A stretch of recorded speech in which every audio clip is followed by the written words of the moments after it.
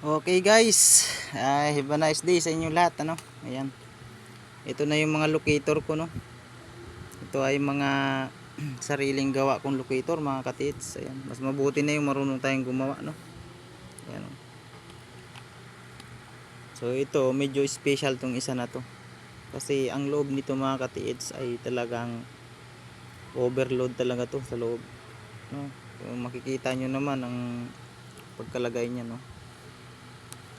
Talagang ayan.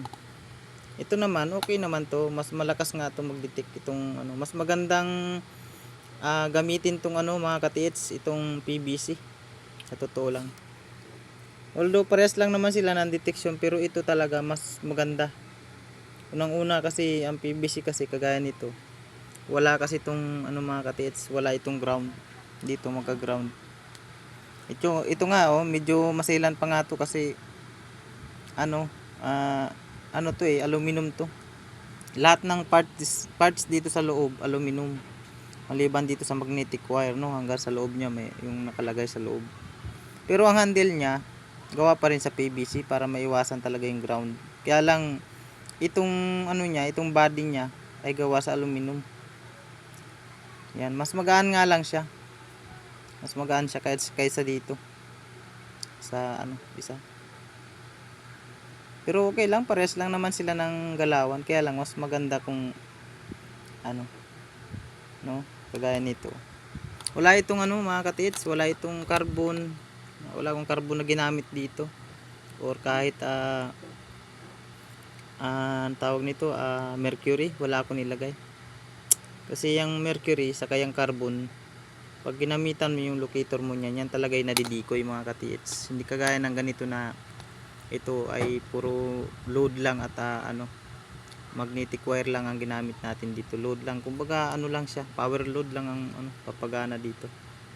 Hindi tayo gagamit ng ng carbon at saka ng ano, mercury. Pangit kasi yun, mga katiits. May natuklasan ako about sa mercury, no.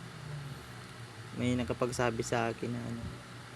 So hindi na tayo gumamit ng mercury.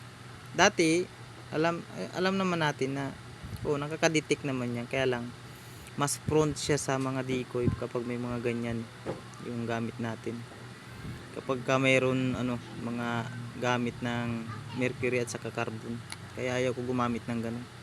Ganito lang, kung maglagay man tayo dito ng anti-decoy, walang problema, pwede lang din naman, pwede naman maglagay dito ng anti-decoy pag kung halimbawa madidecoy siya. Pero sa tingin ko hindi masyadong nadidikoy itong ganito dahil wala nga siyang mercury sa carbon. Yung carbon ng battery medyo ano yan, medyo yan yung mas prone sa mga ano, sa mga decoy. Okay, so hanggang dito na lang, mga katits, no. Sa mga nagtatanong pala kung magbebenta ako nito, sasabihin ko lang sa inyo kung kailan. At siyempre kailangan ako mismo maka ano nito, masubukan ko mismo itong gamit na ito bago natin i-dispose sa mga katiits natin.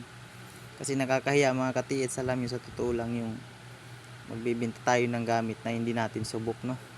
Diba? Ganun dapat tayo, mga katiits, para makatulong tayo, hindi yung pansariling ano lang natin yung mga ginagawa natin. Halimbawa, magbebenta nga tayo, maraming gustong bumili, tapos basta mo na lang ibebenta tapos wala pa siyang napatunayan, mahirap yun, mga katits, diba?